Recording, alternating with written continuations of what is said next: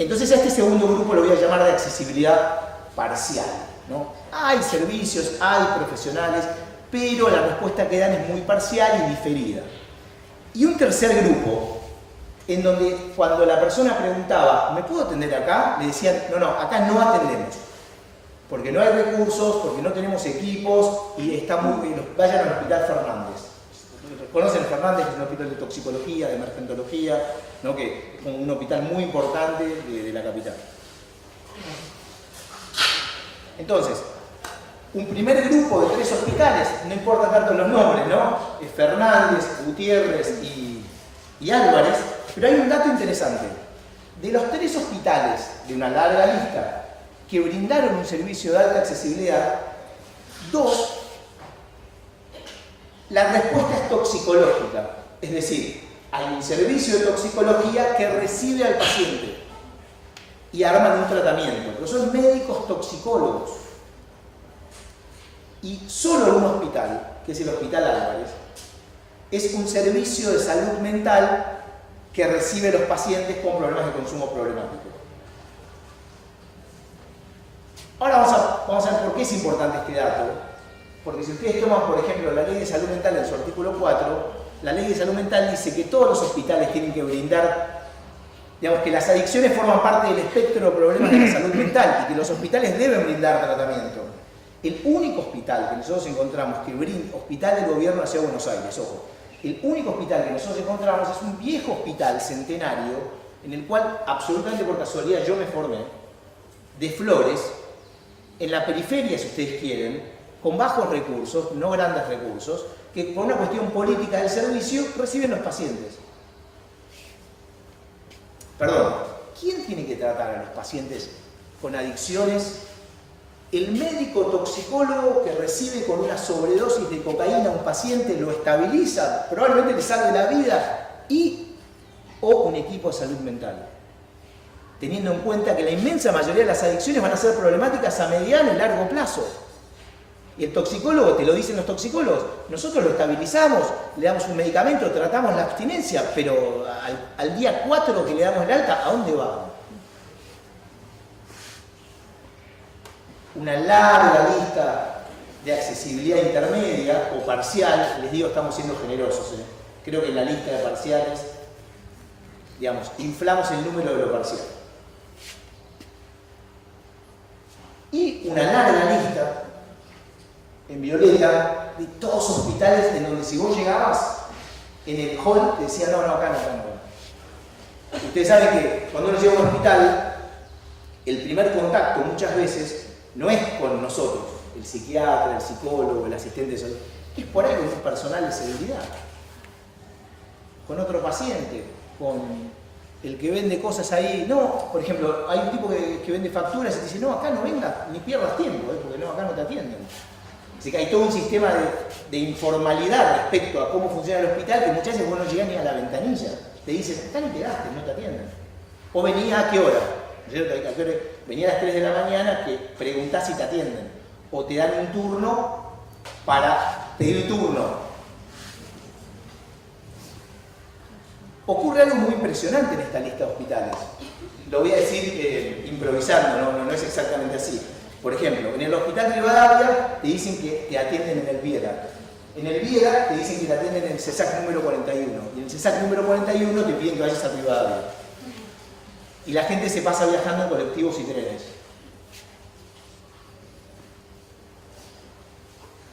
Hay algunos CESAC, centros periféricos, barriales, que funcionan. Algunos de estos les puede sonar porque tienen personas que han escrito muchas cosas, ¿no? El Vieda, que es el Centro Carlos Gardel. Pero, por ejemplo, vamos a tomar un lugar que funciona en un barrio, el Centro Carlos Gardel, o el Vieda. 4 turnos mensuales, por falta de personal, por falta de infraestructura, porque no hay 4 turnos mensuales. Es decir, que lo ponemos en parcial o que brinda algún nivel de servicio, pero hay una fila de personas y dan 4 turnos para el mes, que no tienen más profesionales. Estos son una serie de CESAC que tienen algún nivel de servicio de salud. Entonces, Si uno tuviera que tomar todas las instituciones que se dedican a salud mental en la capital, en el ciudad autónoma de Buenos Aires, y tuviera que decir cuántos lugares, qué porcentaje de lugares brinda un servicio accesible para la población de personas que quieren tratarse, repito, que quieren tratarse. 15%, 16% de acuerdo a este relevamiento informal.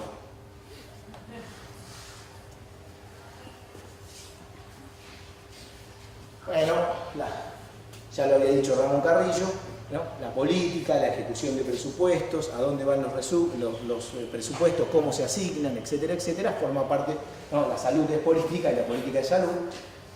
Tomamos un ejemplo. El presupuesto de la Ciudad de Buenos Aires, en el 2016, un informe de Roy Cortino, 120.000 millones de pesos. Está bien escrito, ¿eh? 120.000 millones de pesos. De los cuales 77 millones fueron para salud mental y adicciones. Mejor dicho, adicciones. 77 de 120.000 millones. Del porcentaje que va a adicciones, casi el 70% va a un dispositivo terapéutico en particular, de todo el abanico de dispositivos terapéuticos, que es comunidades terapéuticas, que sería un sinónimo de internación prolongada, sin entrar en gran debate. Son internaciones a lo largo del tiempo, 6 meses, 8 meses, 1 año, 2 años. Pero bueno, no nos quedemos en la capital federal, vamos a la provincia de Buenos Aires, la enorme provincia de Buenos Aires. Hay un informe muy interesante de un grupo de trabajo que se llama iJóvenes, que es un grupo de trabajo conformado por distintas personas,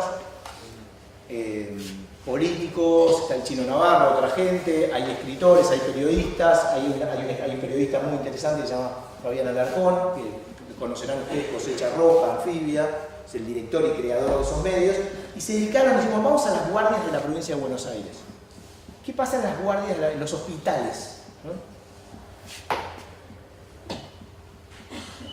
Lo tienen ahí, se los cuento yo, 2 otros renglones, ¿no? Guardias sobrepobladas de pacientes, sin insumos, guardias desarticuladas con lo que llaman los servicios de planta, sin ningún protocolo para atender adicciones, guardias en donde muchas veces no hay psicólogos y psiquiatras 24 horas, excepto 3 hospitales, de una larga lista de hospitales que están allí, el Eva Perón, el Parisien, creo que el Posadas, es un hospital también muy importante. Nuevamente, en los lugares que brindan atención, que atienden a los pacientes, que reciben a los pacientes, que le dicen, pará, quédate, vení el lunes, y se arma un protocolo, es muchas veces los equipos de toxicología que hacen esta formulación, y algo que ustedes habrán escuchado nombrar, que lo llama CPA, que son Centro de Prevención de Adicciones, que fue justamente en la gestión de Yaría, creo que en los 90, que fueron intentos de armar algo en la provincia de Buenos Aires con grupos de trabajo, tomando cuestiones de la herramienta grupal, de prestar servicio asistencial en el territorio, completamente desarticulados, dependen de iniciativas personales, de coordinadores o personas que trabajan allí, y se da esta cosa que se da mucho en la salud mental, en donde, por ejemplo, un servicio de psiquiatría que tiene un grupo de trabajo para adicciones a media cuadra o a una cuadra o en el mismo hospital, los mismos profesionales de la salud mental no saben ni qué es un CPA, ni dónde está, ni para qué sirve. Te dicen, ¿pero qué es CPA? RCP, reanimación cardiopulmonar, CPA. Bueno, ustedes tienen ahí en el cuadro intermedio. Muchas veces, cuando llega una demanda de personas que tienen consumo problemático, los mismos profesionales dicen, no tenemos recursos, no tenemos formación, no tenemos capacidad logística para darte una respuesta.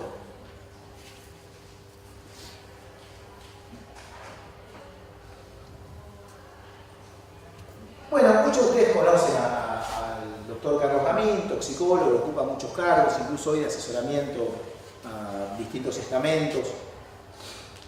Y lo que nosotros le preguntamos a Carlos Gamín, esto es una entrevista que le hicimos, pero ¿por qué los toxicólogos atienden adicciones? No entiendo, ¿por qué no atienden los psicólogos, los psiquiatras, los trabajadores sociales? No entiendo, ¿por qué solo los toxicólogos, o básicamente los toxicólogos, en este sistema público de respuesta a la demanda del paciente? Y él contesta esto. Él contesta, bueno, no siempre la salud mental se quiso hacer cargo de los adictos. Incluso hay servicios de este tipo que no atienden pacientes con adicciones. No le mostramos lo que hemos hecho nosotros. En un momento en que nadie aceptaba a los pacientes consumidores de sustancias, fuimos los toxicólogos los que lo hicimos. Entonces, por un lado, recapitulo, un gran problema desde el punto de vista sanitario, una enorme contradicción con todo lo que tiene que ver con la prohibición, porque la sustancia número uno es el alcohol, y es una sustancia en donde toda la reglamentación escrita, por ejemplo en relación a la publicidad del alcohol, se pasa de alto y tenemos una digamos, invasión masiva de publicidad, y cada vez los chicos empiezan su consumo de alcohol en edades cada vez más bajas, estamos en edades de 13 años más o menos, en un perfil de consumo de alcohol que es altamente problemático, que es, lo habrán escuchado nombrar, el consumo episódico excesivo de alcohol, grandes cantidades de alcohol en pocas horas de tiempo el fin de semana. Las guardias están llenas de adolescentes con comas alcohólicos, pero los titulares de los diarios y otras cuestiones, seguimos hablando de otras sustancias. Y me parece que hay un segundo problema para polemizar, para discutir y para charlar, es que los psiquiatras, soy psiquiatra, y los psicólogos durante mucho tiempo y en las últimas décadas no atienden adictos. Los derivan, se los sacan de encima.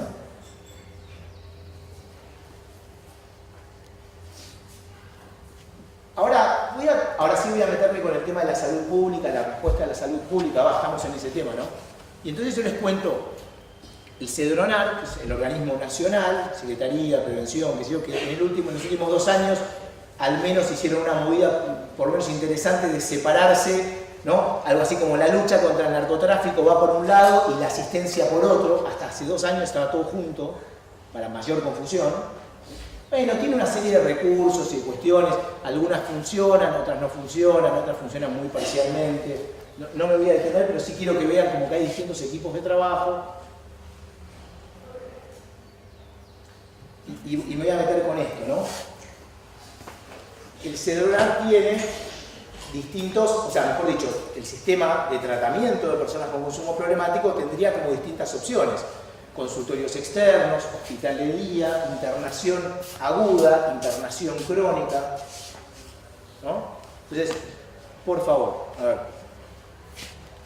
frente a este paciente que yo les decía que llega al hospital, que tiene una adicción, que tiene un problema con el alcohol, un problema con la cocaína, con el alcohol y la cocaína, con los ansiolíticos, 20% de la población toma ansiolíticos, ¿no? Y el 80% de ese 20% se los recetó alguien. No fueron a la farmacia a asaltar al farmacéutico. Entonces la pregunta es, ¿cuál creen ustedes, a nivel nacional, cuál creen que es el recurso terapéutico que brinda el Estado? Es decir, a ese que llegó, es un sobreviviente, les cuento, ¿no? Fue a las 4 de la mañana, lo rebotaron, fue a las 3 de la mañana, se agarró a trompadas en la guardia, lo echaron, llamaron a la policía, volvió otro, un sobreviviente. Yo no entiendo ni cómo llegó. Llegó, la familia lo trajo 20 veces, llegó. El Estado, ¿qué hace con ese paciente? Lo pregunto antes de contarlo. ¿Alguien tiene idea? O arrojen, o sea, porque tenemos muchos recursos, ¿no? Los libros dicen como que hay varias cosas para hacer. Llega una adicción a la cocaína de 3 años de evolución. Algunos síntomas psicóticos, un delirio paranoico autorreferencial por momentos, mucho deterioro, lo están por echar del trabajo, muchos problemas familiares, gastando toda la plata, endeudado, pide ayuda. ¿Qué hace el Estado? ¿Alguien arrojaría alguna idea de lo que, o mejor dicho, qué estaría bueno hacer? ¿Qué les parece? Bueno, esto es lo que hace el Estado. El Estado, los pacientes que llegan al Estado, la hago corta, 7 de cada 10 pacientes los internan en una comunidad terapéutica. Es decir, que el paciente que llega, pide ayuda y se interna, mejor dicho, pide ayuda, como no hay, o hay pocos recursos intermedios de tratamiento, y lo que hay son alrededor de 100 o 110 comunidades terapéuticas, básicamente las comunidades terapéuticas como recurso asistencial se concentran básicamente en la provincia de Buenos Aires y Capital Federal, ¿tá? Después hay en el resto del país, pero básicamente están en la provincia de Buenos Aires. 7 de cada 10 pacientes que llegan al CEDRONAR y el CEDRONAR entonces paga tu tratamiento porque es el Estado y te dice que vos necesitas un tratamiento porque tenés un derecho a la salud, El tratamiento y la respuesta terapéutica es una internación en una comunidad terapéutica.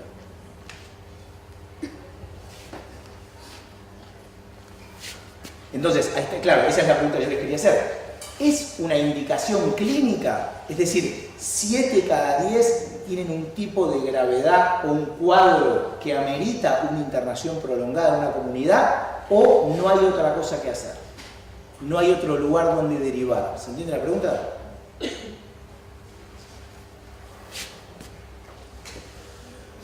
Tienen ahí el gráfico que representa, son todos gráficos del Cedronar, no míos, ¿no? Que grafica esta cuestión de la inmensa mayoría. Esta es información que produce el mismo Cedronar. Es interesante eso. Porque es información oficial que el Cedronar podría no producir y no mostrar, y que la muestra. Me parece muy interesante. ¿Cuál es la evolución más frecuente de los pacientes que se internan en una comunidad terapéutica? Abandono. No son, la inmensa mayoría no son, vos te podés decir, ¿está? Fin de beca, la beca de un año. Otros, alta, fallecimiento, estadística del Cedronar. O sea, interno a 7 de 10, y de ese 7 de 10, abandona el 90%. Bueno, lo bueno es que tengo el hospital, que voy al día siguiente y me atienden. No.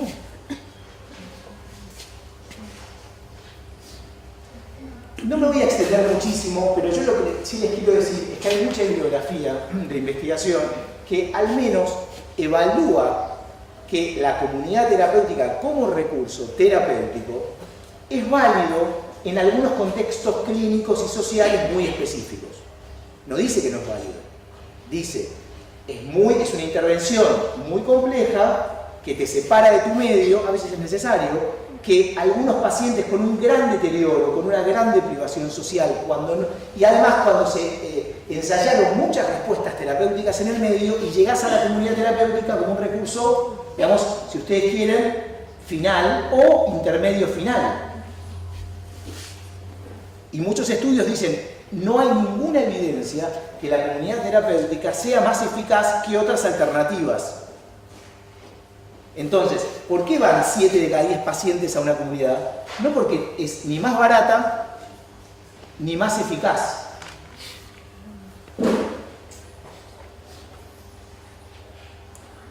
Por otro lado, esta es una Auditoría General de la Nación sobre el Cedronar, que ustedes tienen ahí distintos recursos terapéuticos, y en este caso, por si tienen alguna duda, el dispositivo terapéutico más caro es la comunidad terapéutica. Para el Estado me refiero, ¿no?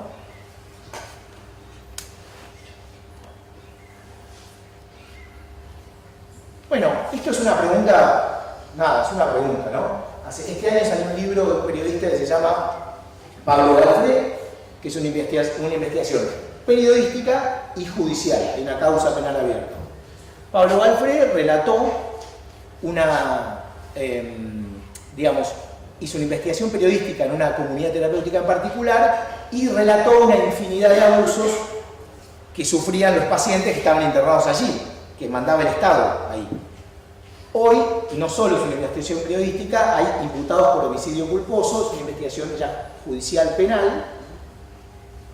este libro. Mi pregunta sería, ojalá que los inquiete, este relato periodístico de Pablo Galfré.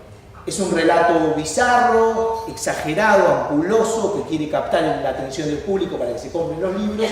¿O es un relato periodístico representativo de tantos otros centros? ¿Está? Lo que está documentado muy bien es esta comunidad en particular. Ahora, bueno, ¿qué dice la Organización Mundial de la Salud? Dice, bueno, a ver, ¿incluye las comunidades terapéuticas? ¿No las incluye? Sí, las incluye. En la punta de la pirámide de recursos disponibles para una persona. Hay un montón de opciones terapéuticas intermedias y finalmente, bueno, también está lo que se llama tratamiento residencial prolongado. Útil y válido para algunas personas. No 7 de cada 10. Pacientes vírgenes que llegan por primera vez a pedir ayuda. Un breve repaso por la ley de salud mental, que trae muchas disputas, muchos conflictos, luchas de poder, etc. Pero por lo menos me interesa sobre todo el artículo 4, ¿no? A ver, si las adicciones forman parte del espectro de los problemas de la salud mental, ¿por qué solo si ustedes quieren el 15, quieren el 20% de los efectores de salud que nosotros recopilamos información, brindan servicio para las adicciones?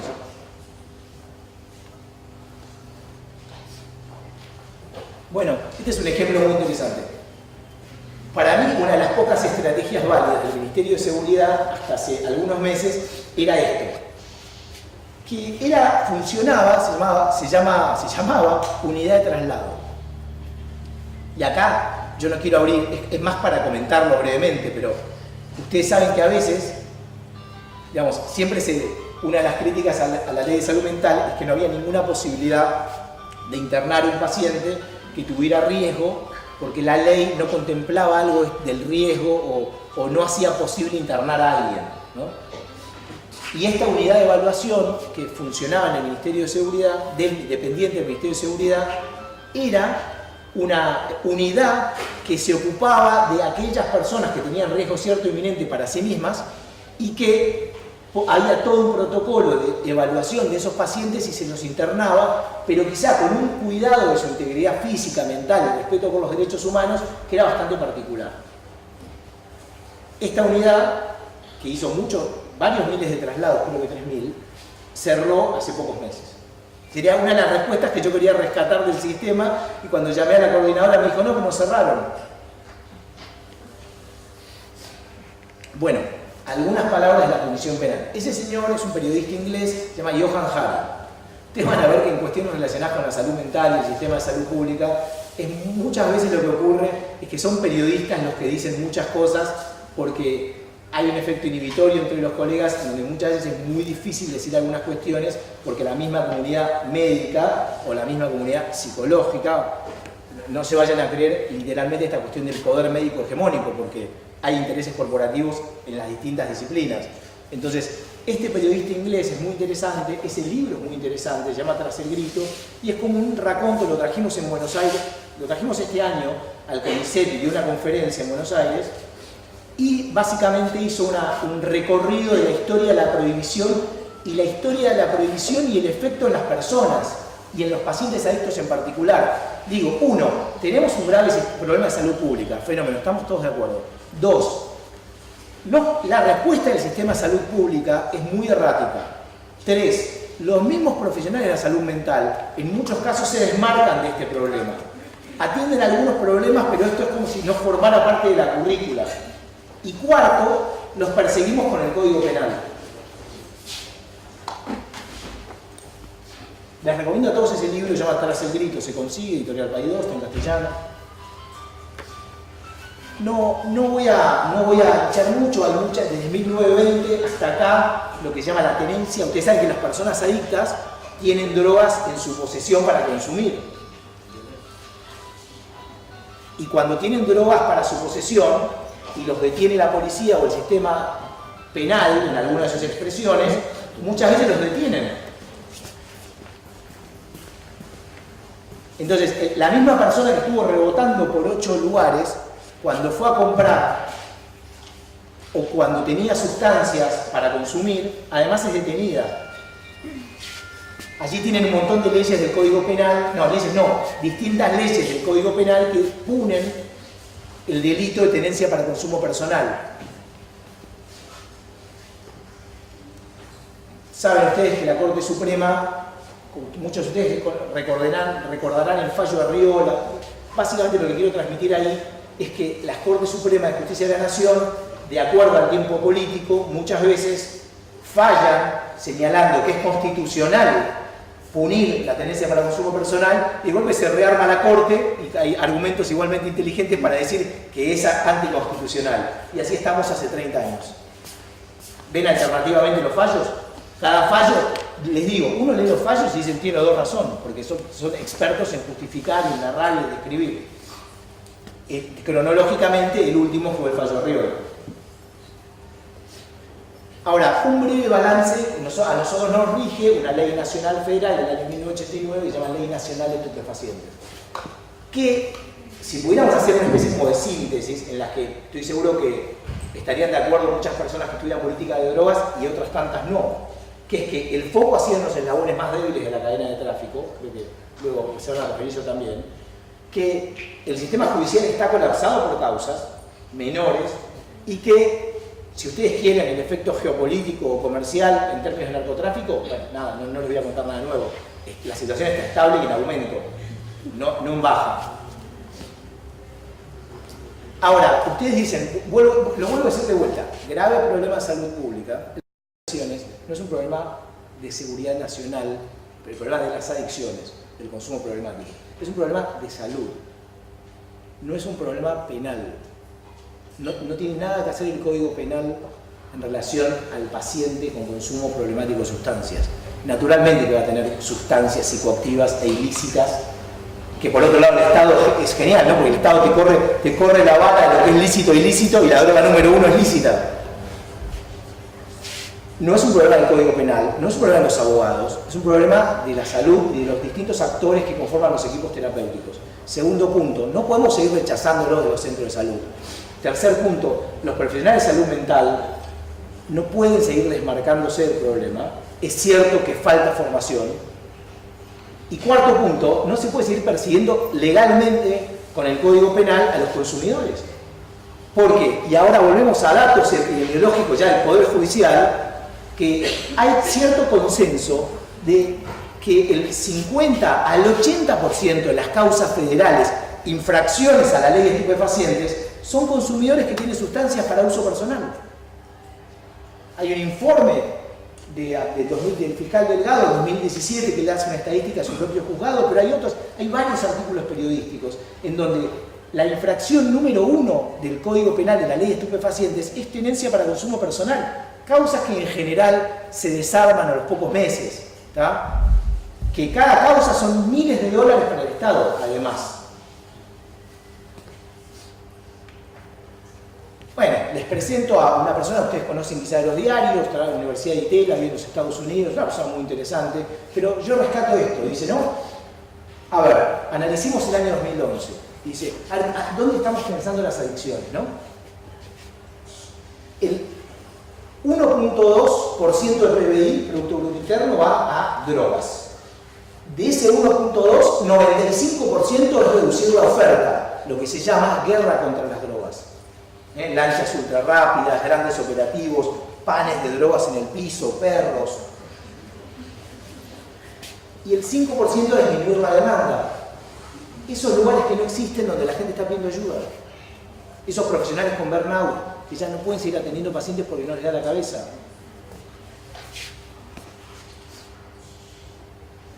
Bueno, fuimos al Congreso de Psiquiatría, yo lo lindo, un día los invito. Y les preguntamos a los psiquiatras, che, ¿la tenencia para uso personal es un ilícito? ¿O es una encuesta así, muy de hall? Bueno, para compartir con ustedes, ¿no? El 60% de los psiquiatras dice que la tenencia para uso personal no puede ser un delito. No importa eso, tampoco es una cosa, fue una pequeña encuesta, preguntamos más cosas, pero quería compartir con ustedes. ¿Qué opina la comunidad psiquiátrica nacional? ¿No? Opina que no es un delito, es interesante. Ya para terminar, un paradigma, un arquetipo de lo que sería como, ¿no? la referencia como que cataloga de la psiquiatría, ¿no? El DSM-5, pero lo que quiero transmitir acá es, cuando uno estudia psiquiatría, psicopatología, desde el inicio y el nacimiento, digo porque para que ustedes tengan una idea, adictos al opio, adictos al cannabis y adictos al alcohol hay desde hace 6.000 años antes de Cristo. Y cuando uno estudia la psicopatología y las descripciones psicopatológicas, las adicciones forman parte de la currícula de las personas que se empezaron a dedicar a la salud mental, a la psiquiatría en su momento, lo que fuera. Algo nos pasó a los profesionales de la salud mental.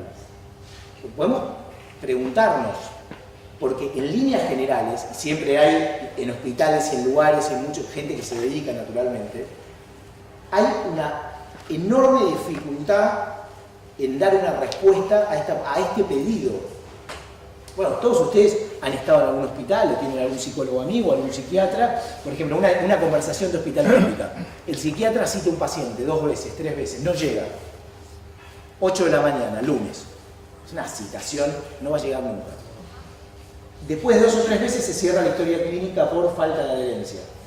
Después charlas con tu compañero psicólogo en las residencias de salud mental que hace psiquiatras y psicólogos, y el psicólogo dice, mira, no, acá no se puede armar un tratamiento, porque acá no hay demanda. Y entonces, bueno.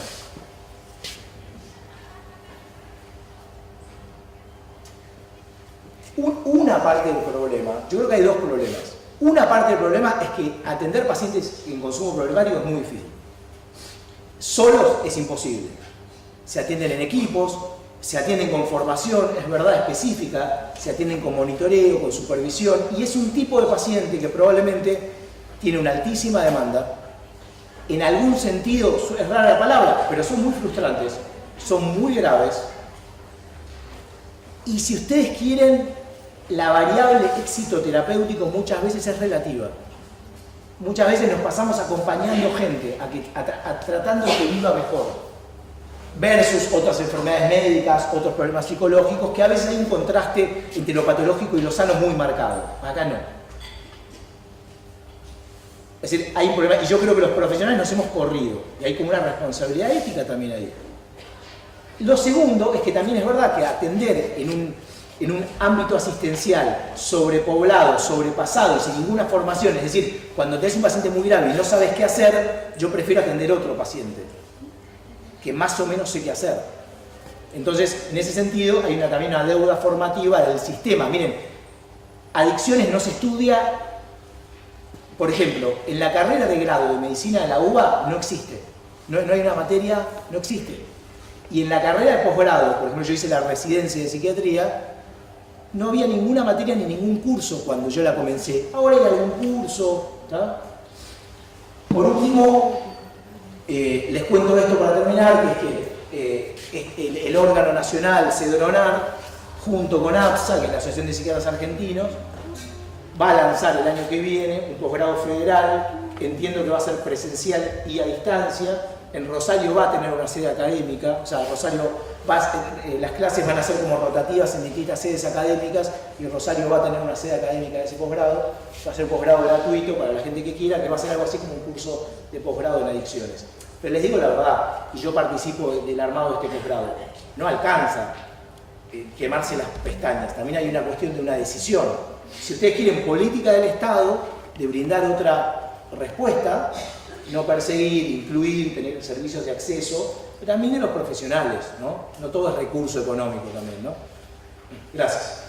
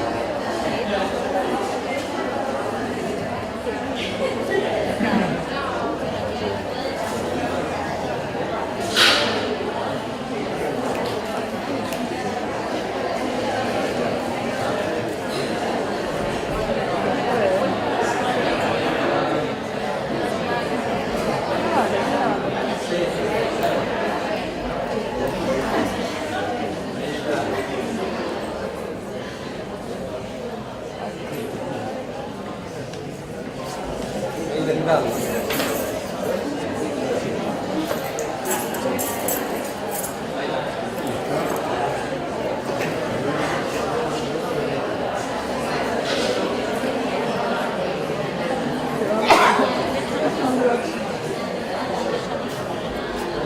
buenas noches.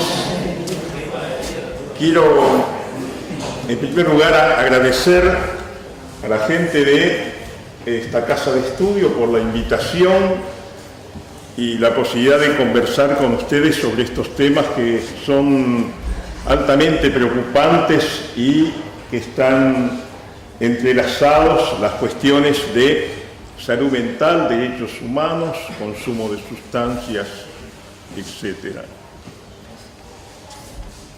Mi ponencia para hoy va a tratar sobre criminalización de la infancia, narcotráfico y políticas públicas.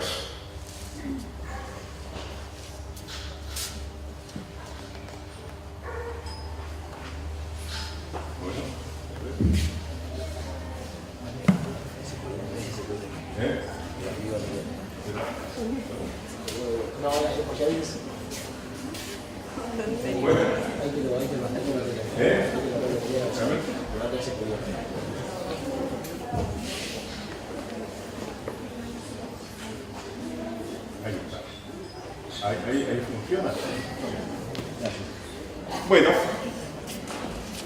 yo soy director de Vínculos Centro Comunitario de Salud Mental. Hace cerca de 30 años que desarrollamos nuestra actividad en la zona de Rosario y el sur de la provincia de Santa Fe, desde donde hemos creado dispositivos preventivos, psicosociales y comunitarios, desde donde hemos instalado en barrios de alta conflictividad lo que denominamos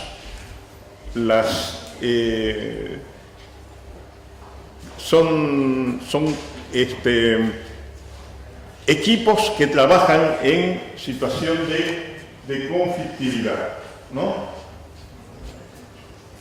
Son las que denominamos consultorías barriales. Además,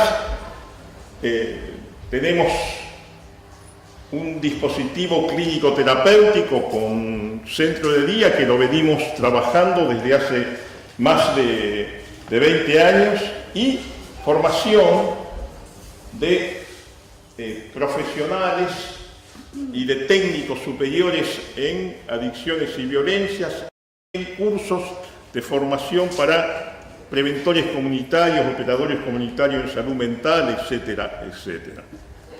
¿Por qué traemos esto? Porque el trabajo territorial nos ha permitido tomar contacto con población con altos niveles de sufrimiento mental, con privaciones materiales y simbólicas que generan situaciones de vulnerabilidad. Justamente son las poblaciones más castigadas por las situaciones críticas. Tengamos presente que en el último periodo los niveles de pobreza y de indigencia han trepado al 36% de pobreza y el 6% más de indigencia, lo cual hace que prácticamente más del 40% de la población viva en condiciones por debajo de las líneas de pobreza.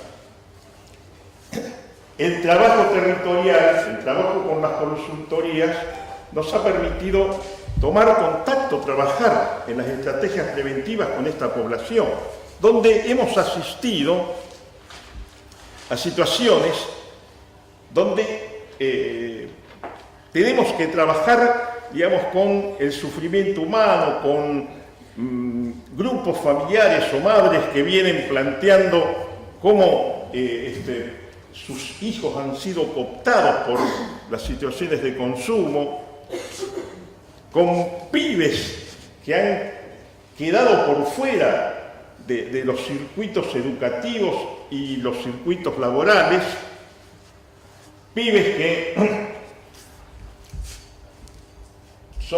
pertenecen a un sector de exclusión social donde el modus vivendi es levantarse a las 2, a las 3 de la tarde, ir al kiosco de la esquina, empezar a consumir alcohol, cerveza, después transitar por los otros tipos de consumo. Es decir, se va generando una situación de deterioro donde esos pibes no les queda otro camino, ¿no es cierto?, que muchos de ellos ser cooptados por el sistema narcocriminal que están instalados en los barrios. Son las víctimas de los procesos de desempleo, de salarización, desempleo, que fundamentalmente potencian la erosión de las tramas familiares, que son el principal soporte y sostén de la subjetividad.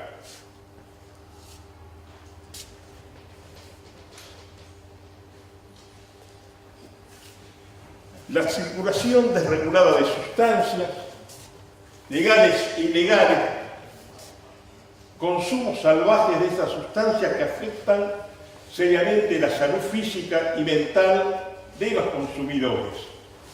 Este fenómeno incide a su vez negativamente sobre el tejido comunitario y sobre las tramas familiares donde existen. De todo esto, de lo cual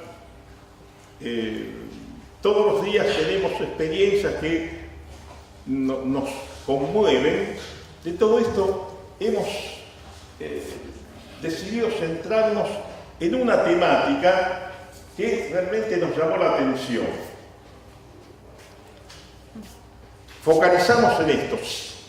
En este momento, en los tribunales federales de Rosario, hay más de 120 pibes que están judicializados por haber participado en situaciones de tranza de drogas, ya sea trabajando para el transero, trabajando en los kioscos, en los búnkeres, o en la situación del narcomenudeo.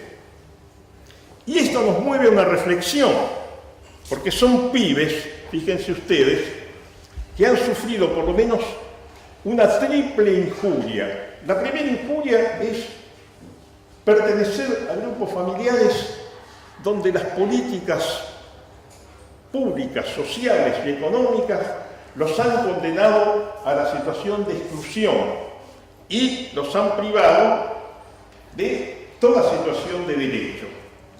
Primera injuria.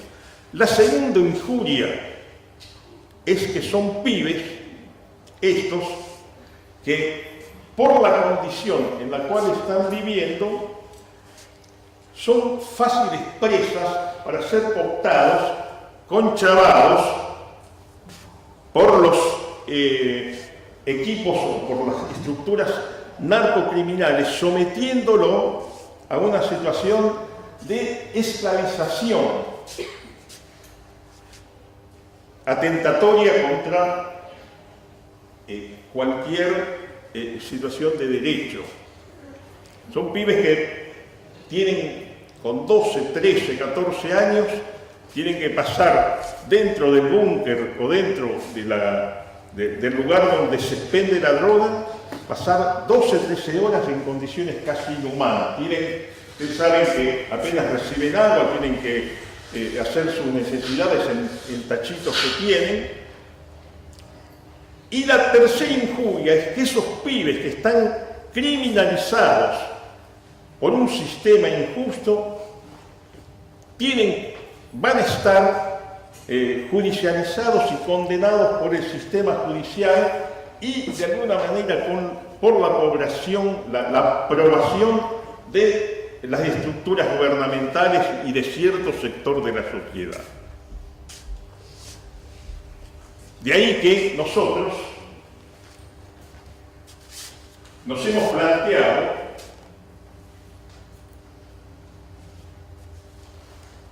la necesidad de salir a cruces sobre estas problemáticas, habida cuenta de que la condición en la cual viven estos pibes, que son de alguna manera el iceberg de cientos de pibes que viven en esta situación, esa situación está en una condición objetiva de vulnerabilización del texto de la Convención Internacional de los Derechos del Niño, que a su vez está convertida en ley nacional por la Ley 23849. De esto, por supuesto, no me voy a referir a toda la ley, sino que quiero puntualizar nada más que un par de artículos, porque tiene que ver con lo que estamos planteando.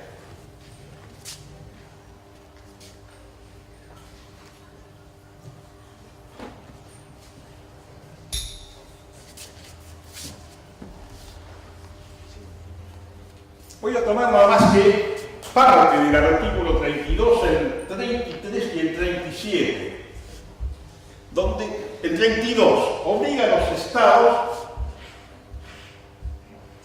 partes, que reconocen el derecho del niño a estar protegido contra la explotación económica y contra el desempeño de cualquier trabajo que pueda ser peligroso o entorpecer su educación, etcétera, etcétera. Situación en la cual están sometidos estos pibes. El artículo 33 dice que los estados tienen que adoptar medidas apropiadas, inclusive medidas legislativas, administrativas, sociales y educacionales, para proteger a estos niños contra el uso ilícito de estupefacientes y sustancias psicotrópicas, etcétera, etcétera. Los estados también se comprometen a que ningún niño sea sometido a torturas ni otros tratos penales crueles, inhumanos o degradantes. Digamos, por cierto, que quienes legislaron sobre estas cuestiones lo hicieron con criterios que consideramos apropiados. En primer lugar, y si tomamos el artículo 33 de la Convención, es proteger a los niños contra el uso ilícito de estupefacientes. Es decir, yo voy a centrarme únicamente en la cuestión de la niñez. Tengan presente que para la Convención Internacional se considera niño todo sujeto hasta los 18 años. Esta es la niñez.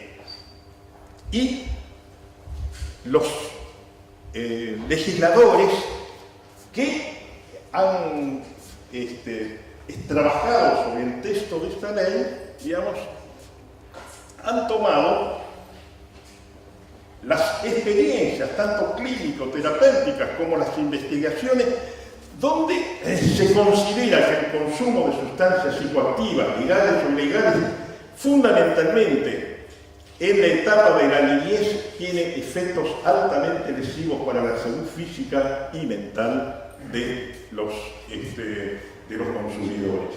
Situación esta, a ver que, por otra parte,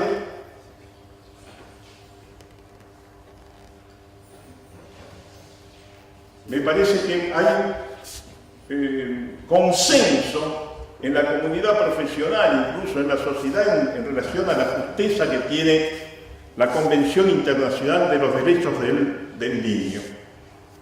Pero nos encontramos con que efectivamente hay sectores que no tienen acuerdo con el espíritu de la letra de la Convención. Y ahí nos metemos en un campo altamente polémico que tiene implicancias para la definición de políticas públicas sobre este tema. Veamos.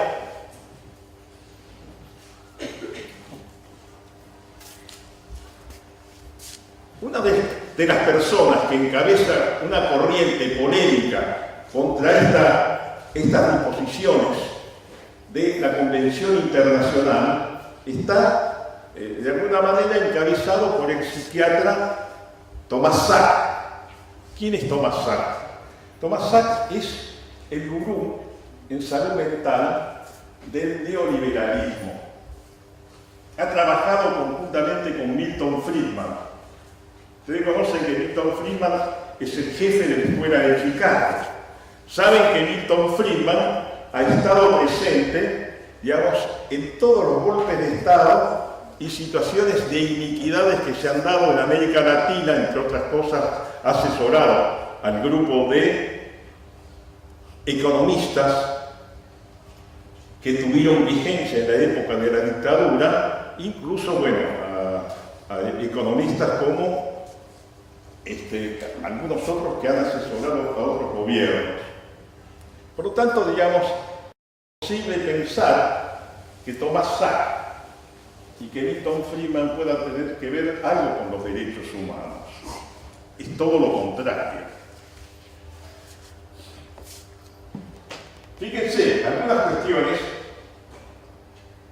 de lo que plantea Thomas Sachs.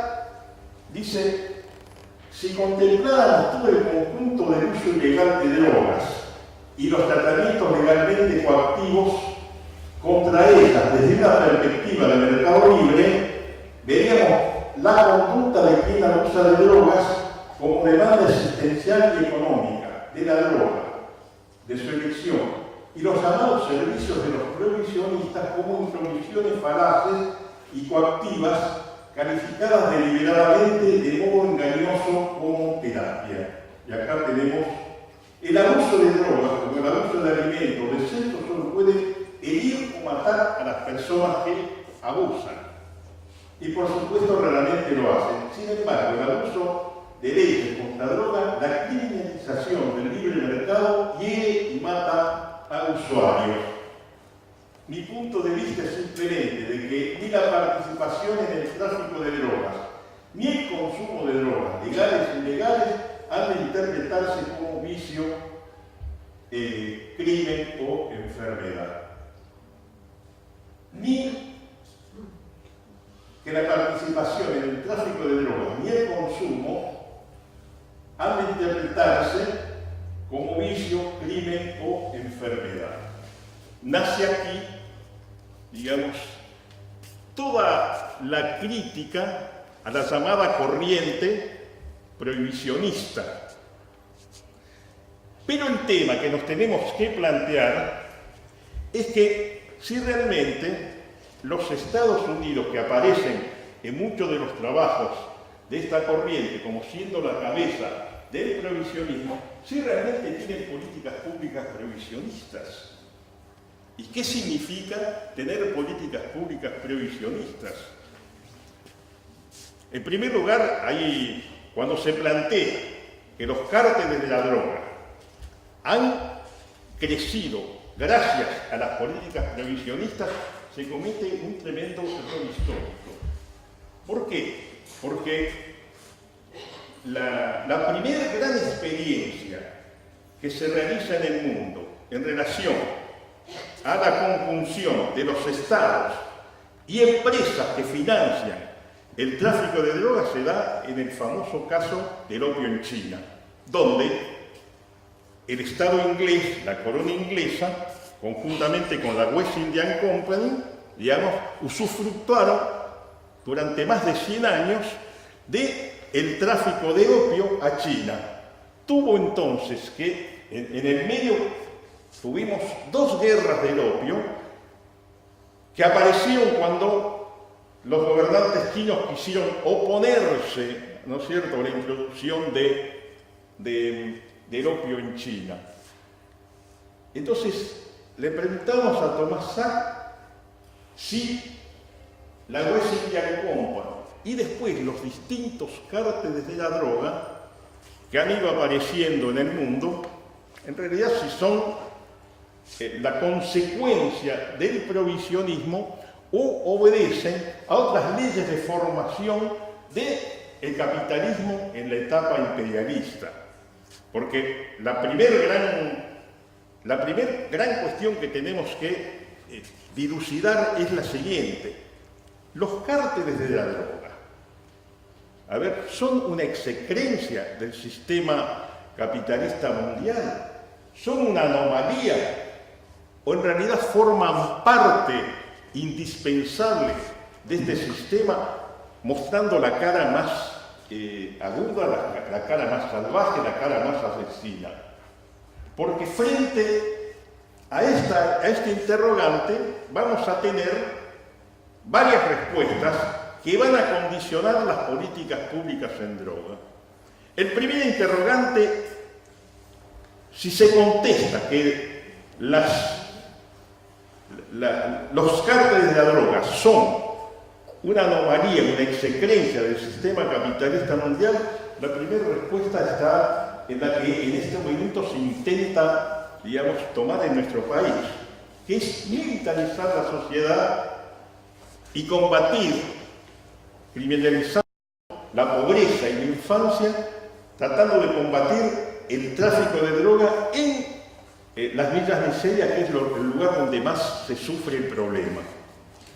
De hecho, que esta postura ha fracasado totalmente, digamos, en el caso del Plan Colombia, el Plan Mérida en México, en Brasil. ¿Por qué? Porque estos planes, más que para combatir el tema del tráfico de drogas, han servido para el desarrollo de la política expansionista, neoliberal y neocolonialista de los imperios. Es totalmente una falacia creer que el Plan Colombia es un plan para combatir la droga, cuando en realidad de los más de 5.000 millones de dólares que se han empleado para esto, solamente una pequeña parte en Colombia ha ido para estrategias preventivas y estrategias clínico-terapéuticas. Lo demás ha sido para financiar los equipos militares y policiales que se han ido apropiando de las riquezas naturales y expulsando a campesinos de la tierra. Es un problema político clave entonces este. La segunda respuesta frente a esta cuestión de los cárteles de la droga es de aquellos que piensan que los cárteles son el producto de la prohibición.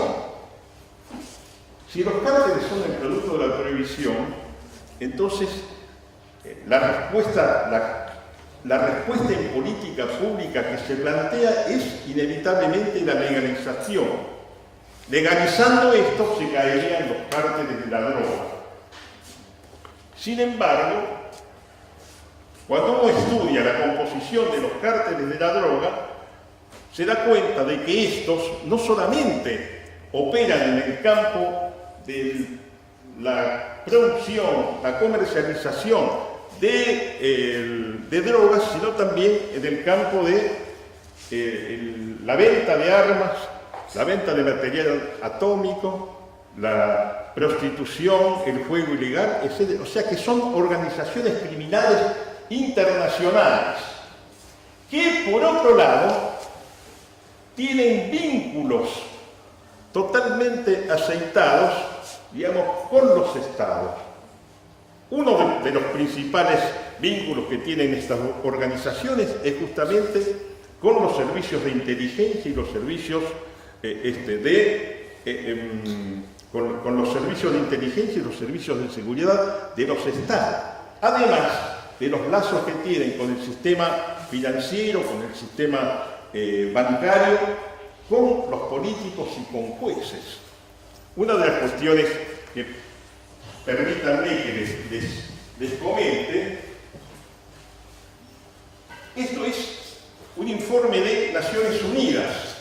Fíjense lo que dice Naciones Unidas, que las ganancias y la influencia del crimen organizado son inmensas, tanto en países industrializados como en desarrollo.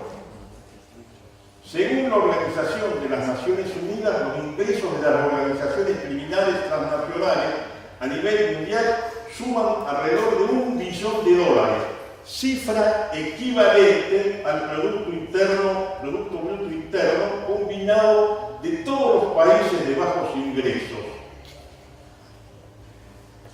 La estimación de la ONU incluye las ganancias procedentes del tráfico de droga, armas, material interno, así como los servicios controlados por la mafia. de la ONU. Por otro lado, Jay Petras denuncia en un meticuloso artículo cómo los cárteles de la droga jugaron un papel importante para sostener el sistema financiero bancario que en el 2008 estaba amenazado con llevar a una crisis mundial del capitalismo. Quiere decir que hay un entrelazamiento, profundo, perverso, digamos, entre las organizaciones narcocriminales, los cárteles de la droga, con el Estado y con las organizaciones fundamentalmente de inteligencia y los servicios de seguridad y además, de hecho, con el sistema judicial, etcétera, etcétera. Todo esto, digamos, está configurado, digamos, en este estrecho vínculo que tienen los cárteles con los estados. De ahí que mal podría plantearse de que estas estructuras, digamos, que funcionan al servicio del capital, digamos, sean el producto de una mirada revisionista. Fíjense, los cárteles de la droga funcionan en relación a tres grandes cuestiones. La primera cuestión es acumulación de dinero fresco que aportan al sistema paraestatal. La segunda es configurar un sistema por el cual las situaciones de consumo de sustancias psicoactivas, distribución de sustancias psicoactivas, fundamentalmente en los lugares más empobrecidos, sirven para control social. Y la tercera es, el poder corruptor que tienen el dinero que se recauda por los cárteles de la droga para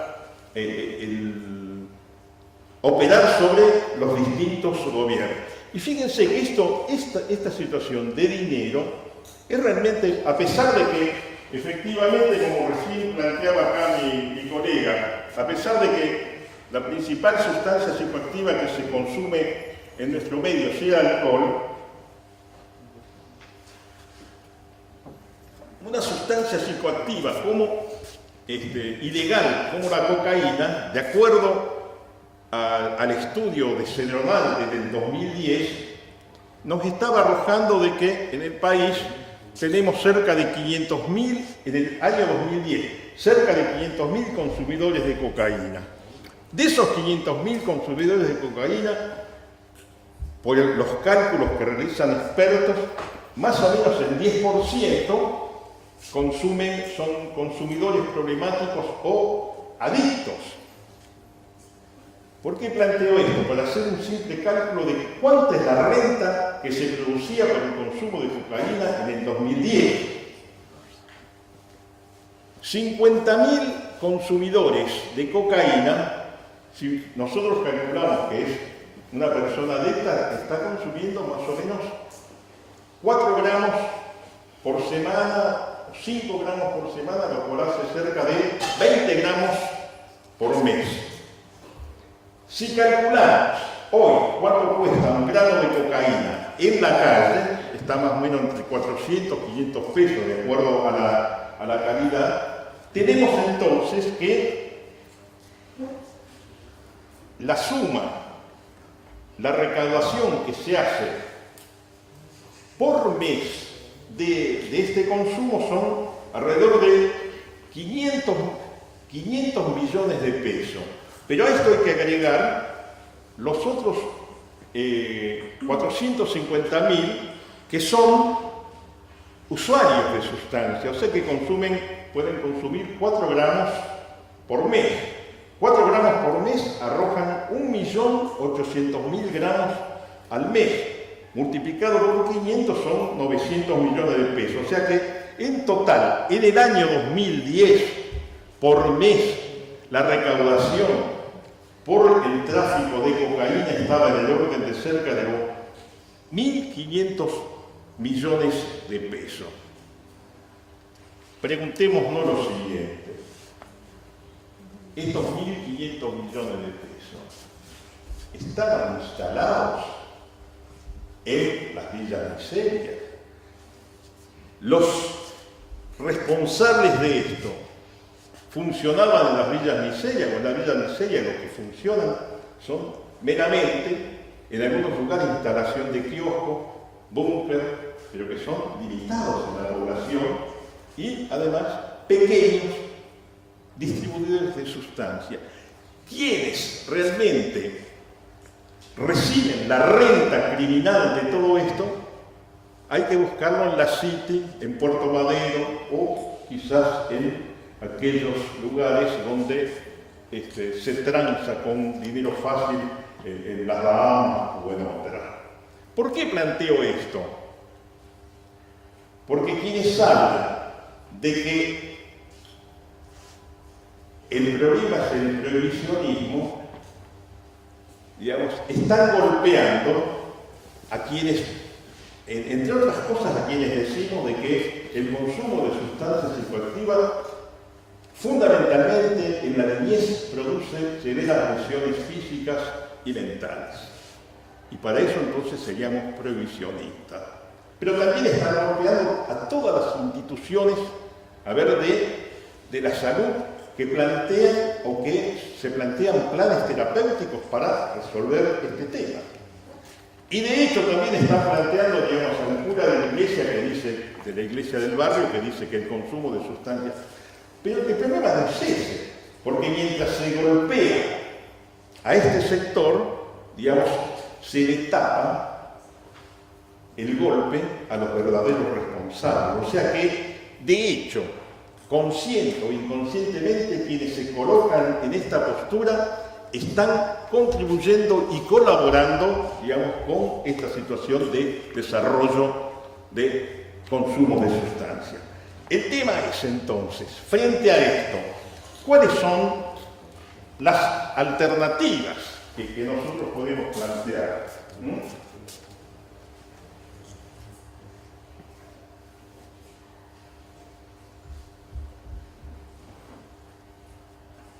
Les comento, hace 2 años, alrededor de 2 años, convocamos a un encuentro en Empalme Granero. Empalme Granero es donde nacimos nosotros hace cerca de 30 años. Convocamos a un encuentro de organizaciones sociales y comunitarias para reflexionar y plantear propuestas sobre políticas sobre drogas que realmente podrían satisfacer las necesidades que tiene planteada la población. De ese encuentro, resumo solamente algunas de las posturas.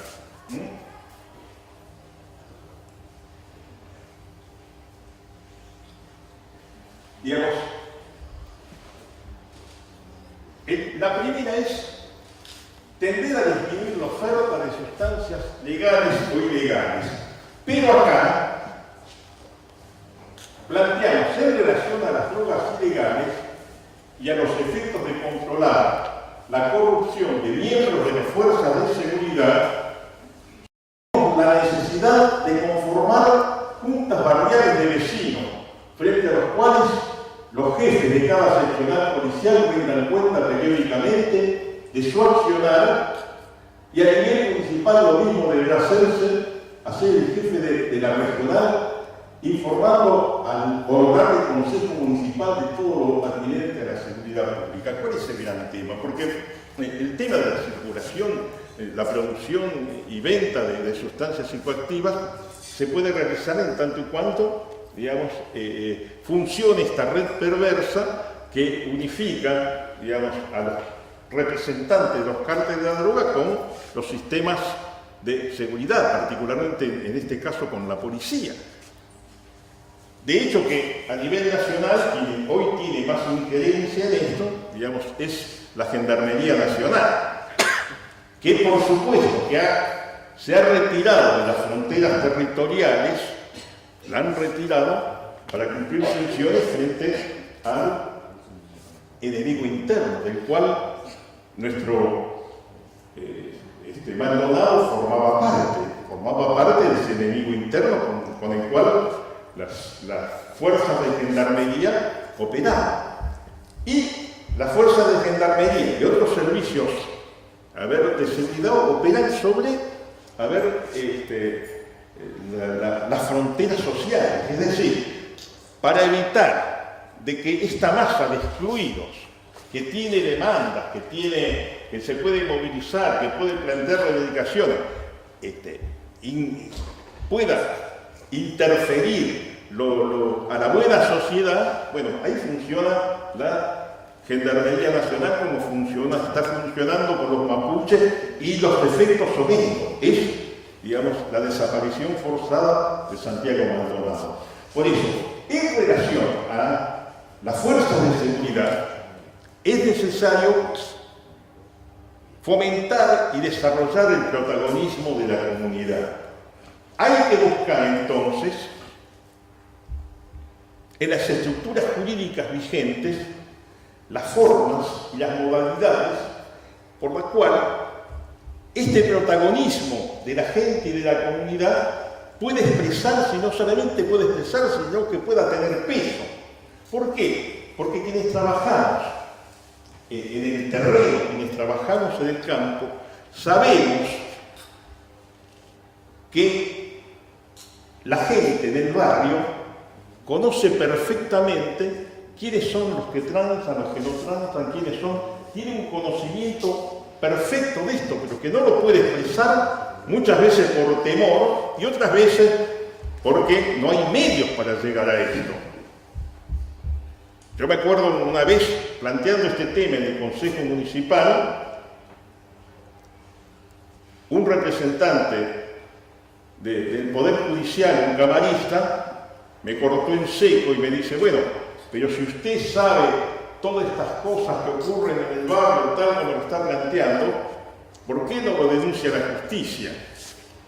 Bueno, mi respuesta fue: señor juez, si usted me asegura que yo hago la denuncia y el otro día no aparezco en una zanja de empalme granero, yo tranquilamente hago esta y todas las denuncias que hay que hacer. Por lo tanto, digamos, no tenemos hoy asegurada la posibilidad de la participación popular. Por el contrario, todas las políticas neoliberales que se vienen desarrollando en el país en el último periodo fundamentalmente apuntan a coartar estos niveles de participación social de la gente. La otra cuestión es estrategias para disminuir la demanda, prevención, promoción de la salud y educación para la salud. Es decir, hoy este es un tema que no podemos abarcar, pero las estrategias preventivas son realmente la cenicienta de los cuerpos teóricos que abarcan el problema de drogas. Totalmente devaluadas, no solamente a nivel profesional, sino también devaluadas en relación a la financiación. ¿Quién hace prevención si la prevención hay que hacerla en realidad con el apoyo del Estado? Si no, es imposible realizarla. Construir dispositivos para el tratamiento de personas con... Hay que construir dispositivos de todo tipo. Es decir, que van desde las comunidades terapéuticas hasta casas a mitad de camino, hasta centros de día, hasta espacios que se realicen en los barrios donde equipos profesionales puedan interactuar con la comunidad y con los vecinos, desarrollando estrategias preventivas, situaciones de contención, prácticas clínicas terapéuticas, capacitación para los vecinos, configurando redes con los vecinos a los efectos de abordar esta problemática.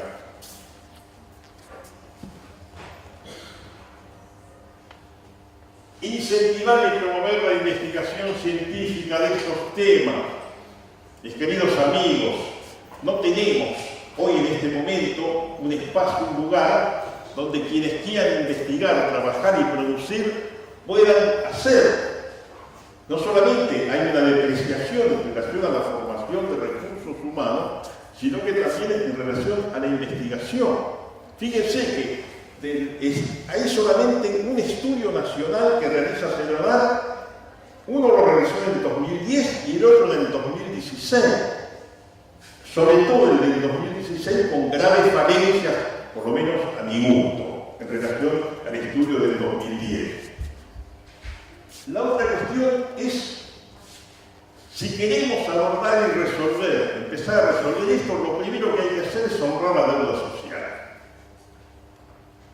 ¿Por qué? Porque esto está directamente relacionado con los niveles de vulnerabilidad de la población. Honrar la deuda social, resolver a corto plazo vivienda digna para los hermanos que viven en condiciones miserables en las villas, planes masivos de vivienda para la población que demanda. Vean, recuerden siempre esto que planteaba un sanitarista argentino, que decía que pensar que las causas que generan enfermedades son atribuibles únicamente a los microbios y no ver los contextos sociales, económicos y políticos donde hay población que sufre y que vive en carne propia estas cuestiones, decía, estas causas son pobres causas. Entonces, hay que, si queremos abordar el tema de los consumos de sustancias psicoactivas, necesariamente tenemos que abordar los contextos políticos, sociales y económicos que configuran la trama de donde emergen los seres humanos. Generar fuentes de trabajo digno, tarea base indispensable para la recomposición del núcleo familiar, atención en salud y educación para todos. Yo digo brevemente, vean, nosotros estamos trabajando en el Parque Granero desde la época del 80. Digo, los años 90 empezamos a detectar conjuntamente con un proceso político-económico que priorizaba el cierre de fábricas, que priorizaba la liquidación de grandes empresas nacionales, por ejemplo con ferrocarriles, con los YPF, etcétera, etcétera, empezamos a vivir una situación de una alta tasa de desocupación. Llegó alrededor de, entre subocupación y desocupación, alrededor del 40%. ¿Qué efecto tuvo esto sobre el contexto social? Erosionó directamente las tramas familiares, habida cuenta que muchos hombres se vieron expulsados de los circuitos laborales y las mujeres tuvieron que salir, ¿no es cierto?, a trabajar como domésticas. Entre paréntesis, en los hombres apareció este tema de la deflación libidinal. Entraban en depresión y recurrían al consumo de alcohol, a la violencia y otras situaciones. Mientras tanto, los pibes empezaron a deambular, ¿no es cierto?, por la zona, salían de los circuitos educativos y se empezó a generar la base para lo que fue después la gran expansión del consumo de sustancias. Por lo tanto, cualquier política pública que intente abordar, honestamente el problema de sustancia tiene que, fundamentalmente, en primer lugar, tender a recomponer las estructuras familiares y brindarle situaciones de trabajo digno, vivienda, etcétera, etcétera, porque si no, estamos, por un lado, proclamando que vamos a resolver el problema de los consumos de sustancias y estamos golpeando lo que es la base desde donde se va configurando, digamos, el ser humano, ¿no? Recuperar los clubes de barrio para la gente, como también bibliotecas y lugares de esparcimiento y prácticas deportivas masivas. Clave en esto, sí, clave la situación de los clubes de barrio, toda situación donde la gente pueda superar la cuestión de desencuentros y pueda vincularse, porque el vínculo es un elemento fundamental tanto en la prevención como en el consumo de sustancias. Bueno, cerramos con esto. Quienes, amparándose en el pesimismo y la resignación, impulsan paradigmas legalistas, le decimos que nuestros jóvenes no necesitan drogas, sino comprensión, escucha, trabajo, educación, vivienda y oportunidades para construir lazos familiares. Los pueblos no se suicidan y cuando están amenazados, el capital más importante de una nación, como son sus niños y adolescentes, encuentran las fuerzas necesarias para resolver estas cuestiones. Muchas gracias.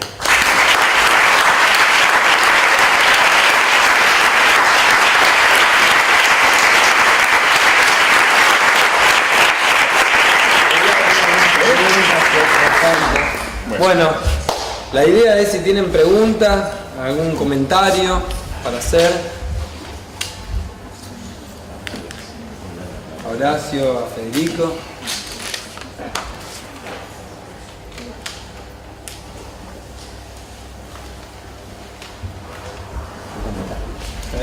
¿Comentarios? ¿Comentarios?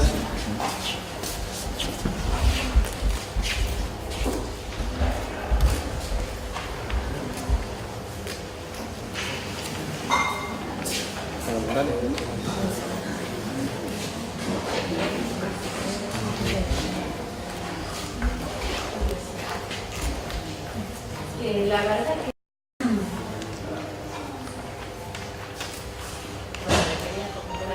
Horacio. ¿Cómo? ¿Para? Sí, está bien. ¿Este? Sí. Está prendido. A ver. Sí. Quisiera hacer un comentario a la misma pregunta, porque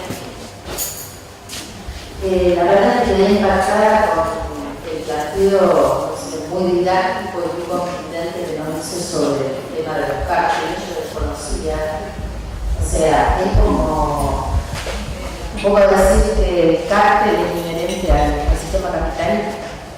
O sea, mientras el tema de este sistema, digamos, el tema de los cárteles y de la droga va a seguir creciendo. Y recuerdo por un lado lo que acá en la facultad una vez hace unos años hizo una encuesta, no recuerdo quién la hizo, para ver si era la época que se propiciaba la despenalización de la droga. Por lo que vemos, eso tampoco es una solución. Es decir, no es que la simple despenalización y el acceso a todo el mundo a la droga va a impedir que se incremente el problema o va por sí solo a terminar con el flagelo o a aportar soluciones, porque es un problema muy complejo. Es un problema que afecta a la salud mental de todos los que lo padecen, porque los que lo padecen son enfermos, no son criminales. Pero por otro lado tampoco tenemos que facilitar el acceso porque es como darle a alguien un arma para que se mate a sí mismo. O sea, la solución es muchísimo más compleja, tiene que ver con lo social y con lo que el sistema y sobre todo el sistema de gobierno que estamos viviendo no nos ofrece. Lo que ofrece es la destrucción del ser humano. O sea, un poco el cierre me dio esperanza, pero es como que yo a medida que iba escuchando su relato, la verdad que me sentía con un pesimismo porque de verdad lo que nos contiene son los vínculos, son los lazos afectivos. Pero ¿qué lazo puede brindar de ellos que están excluidos, que no tienen familia? O sea, es un tema muy duro. Sí. A ver, efectivamente el tema es altamente complejo, no es para soluciones inmediatas fáciles. Lo que es cierto es que el abordaje de estas problemáticas exige miradas, interdisciplinarias y multidireccionales. Pero hay una cuestión que me parece que en esta situación es clave. En primer lugar, discriminar una cuestión.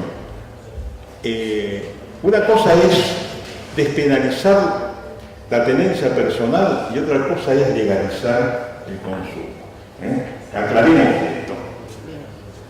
¿Por qué? Porque despenalizar la tenencia personal es colocar el problema donde debe estar. Es un problema, la cuestión de los consumos de sustancias psicoactivas es un problema de salud y corresponde al área de salud los abordajes de la resolución de esta problemática. No son con políticas, a ver, coercitivas o criminales, donde nosotros vamos a resolver el problema de los consumos. Sí, en todo caso, si tomamos la única experiencia que se conoce a nivel mundial de haber bajado los consumos de sustancia, prácticamente haber reducido a cero, es una experiencia que prácticamente no se conoce en los medios académicos, no se habla de esto. Es la experiencia que realizó el gobierno de la República Popular China, con Mao Zedong a la cabeza, cuando se encontró con la situación que tenía de los consumos producto de años del imperio inglés de colocar drogas. Y Mao Zedong, el gobierno, realizó algunas operaciones, entre otras, apuntó fundamentalmente contra los cárteles de la droga y posibilitó la rehabilitación por diferentes medios de los millones de opiómanos que había en la República Popular China. Ahora, la pregunta es la siguiente: ¿por qué, yo no digo que, por qué estas cosas no se discuten en los medios académicos? No digo que uno necesariamente tenga que adherir a esta propuesta, pero por lo menos si ha habido una exitosa en el mundo comprobada, como fue lo que realizó el gobierno de la República Popular China, ¿por qué eso no se pone en la mesa y se discute? Cuando en realidad lo que tenemos, efectivamente, si nosotros examinamos, y estas cosas que planteó acá el amigo, examinamos las cuestiones, tanto en la clínica como en la prevención venimos de fracaso en fracaso. Los números en los cuales se asientan, digamos, las evaluaciones de la clínica son realmente muy bajos. Implican haber un gran dispositivo técnico, terapéutico, profesional y económico, y realmente los resultados son altamente. Me parece que es un tema que nos tiene que convocar a todos los profesionales de la salud como para reflexionar y dar vuelta a esto, ¿no? Bueno, y después las otras cuestiones sí que están vinculadas con esto otro que yo planteé, que es en los niveles de participación popular necesarios como para introducir modificaciones y cambios posibles dentro de este sistema en relación a la prevención y la clínica y la terapéutica de las drogas. Partiendo, no tenemos tiempo para desarrollar esto, pero sería interesante, digamos, en algún momento trabajar en relación a la importancia que tienen los vínculos humanos, el tema de la ternura, esto que trabajó, que han trabajado algunos teóricos y profesionales, el tema de la ternura, los apoyos emocionales y afectivos en la recuperación de los adictos. Bueno, pero este tema para meternos en otra situación, ¿no? Una pregunta más aprovechando que está Pablo, que tiene un conocimiento, parece muy grande de lo que es Cava, no se escucha, de Buenos Aires. No, está bien, es cortito, y tiene alguna opinión formada sobre el acercamiento de Facundo Manes al gobierno de Buenos Aires y cómo va a afectar eso en la política de salud mental de Buenos Aires.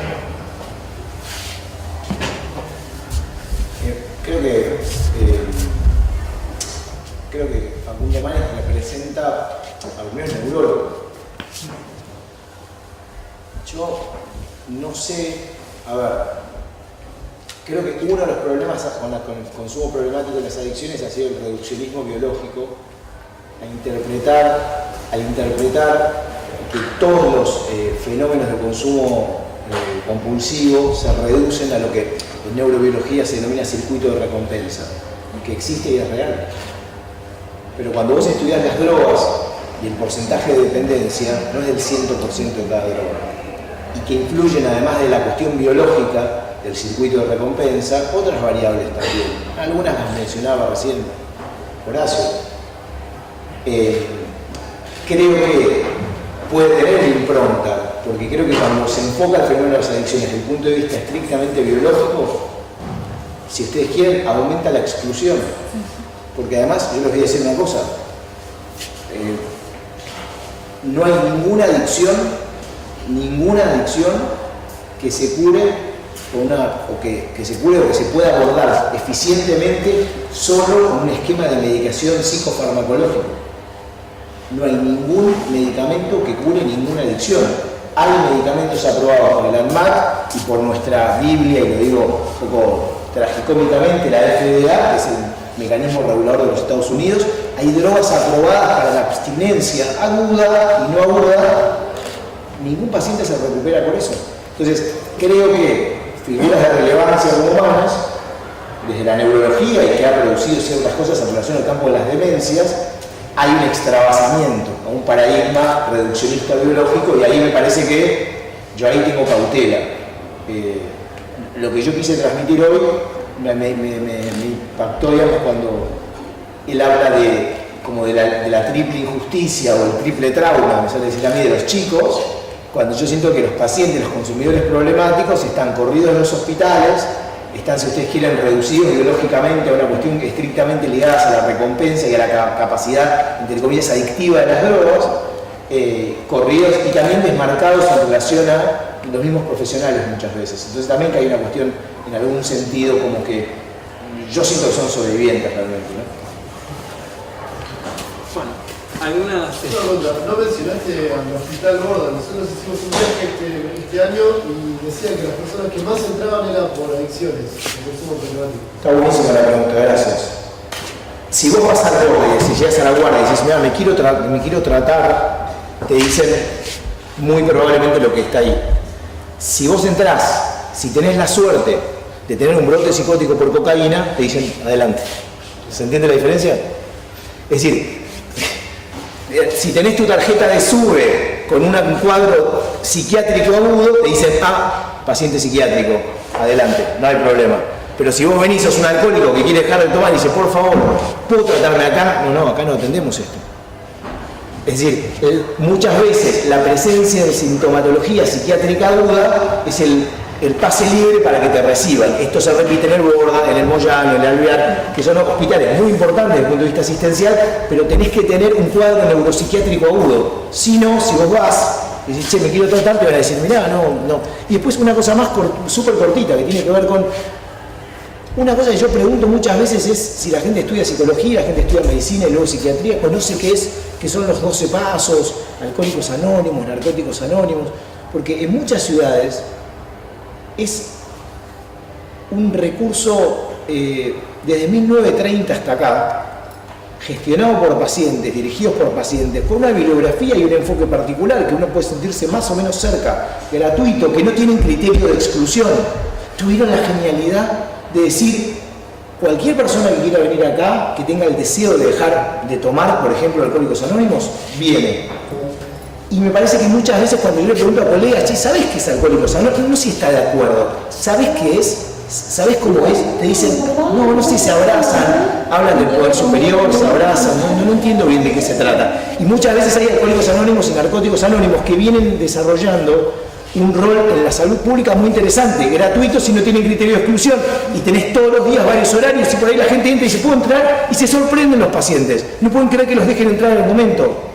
Después nos discutimos a sentar, bueno, los 12 pasos, estamos de acuerdo, de dónde vienen los religiosos, bueno, está bien, pero estamos hablando de accesibilidad. Entonces creo que lo que pasa en el Borda Moyano es que tenés que, lo que se llama en medicina legal, casi, digamos, simular enfermedad mental. Sí, bien. Fíjate a propósito de lo que planteaba Federico, el tema de alcohólicos o narcóticos anónimos, ¿qué es lo que demuestra en los procesos de rehabilitación o en todo caso de alejamiento de las sustancias o del alcohol? La eficacia que tienen los vínculos humanos en relación a la recuperación, la importancia que tiene lugares de escucha sin discriminar y donde se circula el afecto y un libido, a ver cómo lo lo planteaba un famoso terapeuta, un individuo que no intenta apropiarse y manipular al otro, sino de alguna manera brindarle protección. Este es un tema que funciona en el narcótico. Y el otro tema, ¿saben cuál es? El proyecto. No hay posibilidades de resolver la situación de los consumos de cualquier nivel si no hay una motivación intensa por parte de la gente que quiere recuperarse. Fíjense, Oliver Stein lo que planteaba, decía, nos daba una orientación, decía, la persona que consume sustancias está fascinada por la sustancia. Dice, los equipos terapéuticos lo que tienen que hacer es ofrecerle una fascinación inicial, pero de signo contrario. Es decir, nadie deja de consumir porque sí, porque efectivamente el consumo de sustancia agrega un plus, a ver, de placer, en fin, de lo que ustedes quieren llamarle, pero agrega ese plus que está presente en el propio consumo. Por lo tanto, no hay nadie que quiera dejar per se la droga, salvo que empiece a sentir los efectos tanto a nivel orgánico como mental, como etcétera, etcétera. Pero los equipos terapéuticos tienen que colocarse en esa situación. Había un famoso también terapeuta que decía que un paciente se recupera por aquello que el terapeuta le deposita de libido. De alguna manera, el paciente recuperado es inicialmente, digamos, una creación del propio terapeuta. Quienes trabajamos en esto desde hace años sabemos de los esfuerzos, de los fracasos, de las horas que tenemos que brindar, ¿no es cierto?, para que un paciente pueda empezar a transitar un camino de desligamiento de la sustancia y empiece a generar, digamos, otro proyecto de vida, otro estilo de vida, otra forma de ver la vida. Es eso. Temas que, por supuesto, hoy imposible. Así que, y mejor que levantemos nosotros antes que nos quedemos. Muchas gracias.